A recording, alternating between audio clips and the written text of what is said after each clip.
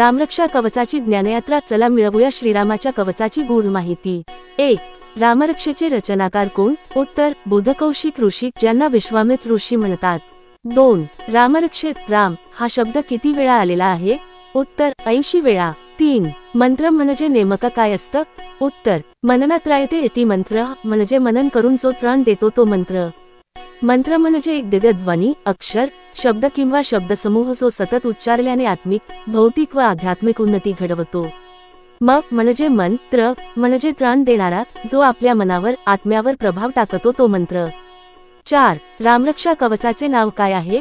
उत्तर रामरक्षा म्हणजेच श्रीरामाचे रक्षण करणारे दिव्य कवच। 5. रामरक्षा कवचात किती व कोणकोणते अवयव नमूद केले आहेत? उत्तर 22 अवयव, शिर, भाळ, डोळे, कान, नाक, मुख, जिव्हा, कंठ, खांदा, भूस, टाळू, हृदय, छाती, पोट, नाभी, कंबर, हात, गुडघे, जांघा, पोटऱ्या, पावले, मांड्या। 6. रामरक्षेचा सारांश तुमच्या भाषेत सांगा। उत्तर भगवान शंकरांनी बुधकौशिक ऋषींना स्वप्नात सांगितलेली ही रामरक्षा अत्यंत शक्तिशाली आहे। हे कवच वाचणाऱ्याचे सर्व पाप नाहीसे होतात, सर्व इच्छा पूर्ण होतात व जीवनात यश, शांती व मुक्ती प्राप्त होते। श्रीरामांचे बाण व भाता नेहमी त्यांच्या सोबत असतात, हीच रक्षणाची ग्वाही आहे। 7. रामाव्यतिरिक्त रामरक्षेत कोणकोणत्यांचा उल्लेख आहे?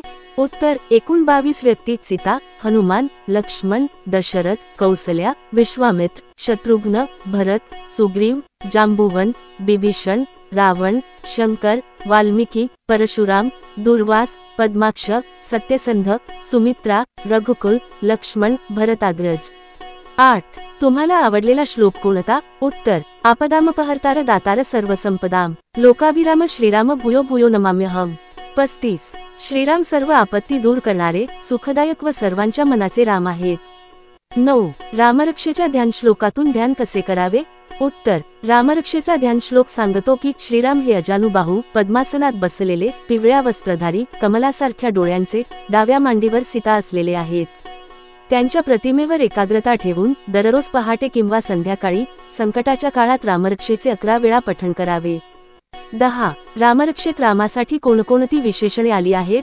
त्यापैकी एक स्पष्ट करा। उत्तर विशेषणे जितेंद्रिय, लोकाभिराम, रणरंगधीर, राजीवनेत्र, रघुनाथ, अजानुबाहू, कारुण्यमूर्ती इत्यादी। अक्षय अशुभ निष्ंग क्षिणौ, अक्षय म्हणजे न संपणारा, अशुभ म्हणजे वेगाने जाणारा बाण, निष्ंग म्हणजे बाणांचे भांडार, क्षिणौ म्हणजे भाता। हे सर्व शस्त्र श्रीराम आणि लक्ष्मणासोबत असतात, म्हणून ते आपले रक्षण करतात। 11. रामरक्षेचा छंद कोणता आहे? उत्तर अनुष्टुप छंद। 12. राम शब्दाची सर्व विभक्ती कोणत्या श्लोकात आल्या आहेत? उत्तर रामो राजमणे सदा विजयते राम रमेश भजे, रामेणाभिहता निशाचरचमु रामाय तस्मै नमः, रामान्नास्ति परायण परतर रामस्य दासोऽस्म्यहम्, रामे चित्तलयः सदा भवतु भो राम मामुद्धरः। 37. 13. रामरक्षेचा प्रसार कसा कराल? उत्तर शाळांमध्ये शिबिरांचे आयोजन, सामूहिक पठण, स्पर्धा घेणे, नियमित संथा देणे व सोशल मीडियावर प्रचार करणे। 14. रामरक्षेत एकूण किती श्लोक आहेत? कोणत्याही एका श्लोकाचा अर्थ सांगा। उत्तर एकूण 38 श्लोक। श्लोक वज्रपंजरनामेद यो रामकवच स्मरेत, अव्याहताज्ञः सर्वत्र लभते जयमंगलम। 14. अर्थ रामरक्षा हे कवच वज्रासारखे मजबूत आहे, जो याचे स्मरण करतो त्याच्या आज्ञा विघ्नविनाशक ठरतात आणि तो सर्व ठिकाणी यशस्वी होतो। जय श्रीराम। ही रामरक्षा आपले नेहमी रक्षण करो, विजय देव आणि जीवनात मंगलमय स्थिती निर्माण करो।